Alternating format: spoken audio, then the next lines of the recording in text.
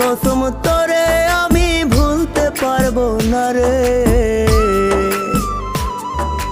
কেমন পীড়িত করলি রে তুই জ্বালার বারে।